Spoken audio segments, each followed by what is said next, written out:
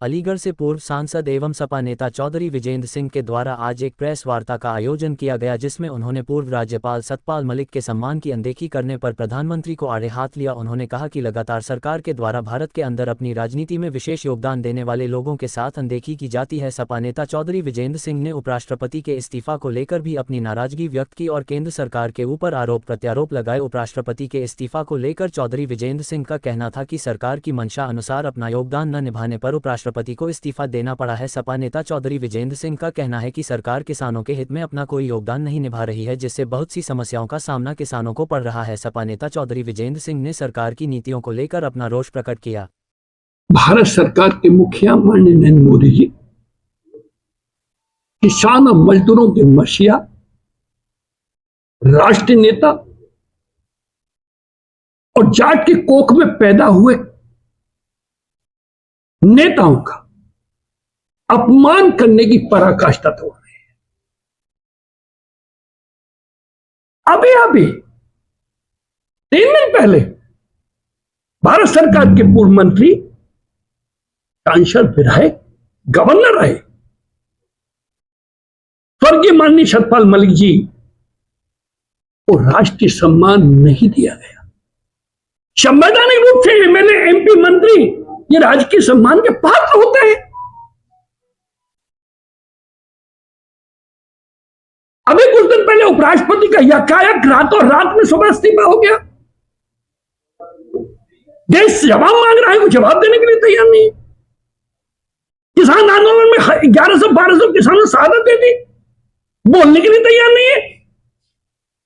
आखिर वो चाहते क्या है?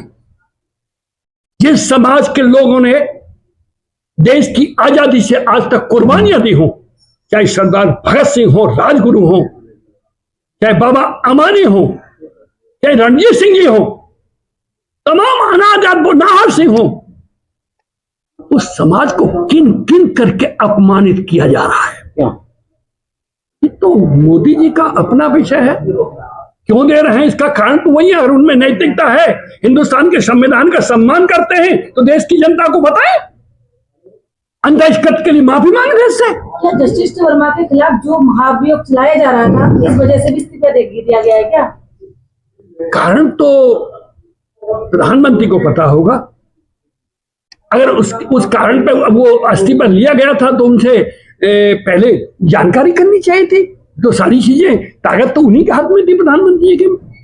मुझे कहने में कोई संकोच नहीं है। मैं तो आम जनता से आपके माध्यम से कहना चाहता हूं, क्या सतपाल मलिक ने गुनाह किया था? अगर हजारों करोड़ के भ्रष्टाचार पे बोल गए तो जांच कराते उसकी, उल्टा उनके खिलाफ मुकदमा कायम कर दिया गया, ईडी लगा दी गई, उसके कब्ल उनकी मौत हो गई। क्या इस देश में सत्यम शिवम सुंदरम में सत्य बोलना गुनाह है? क्या संविधान के लिए लड़ना गुनाह है? क्या किसान मजदूर के लिए, उनके मान सम्मान, उसके भविष्य के लिए लड़ना देश के लिए गुनाह है?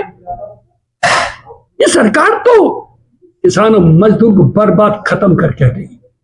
आखिर खुद प्रधानमंत्री ने उपराष्ट्रपति पापी है, पाप किया है तो चुप ही होंगे।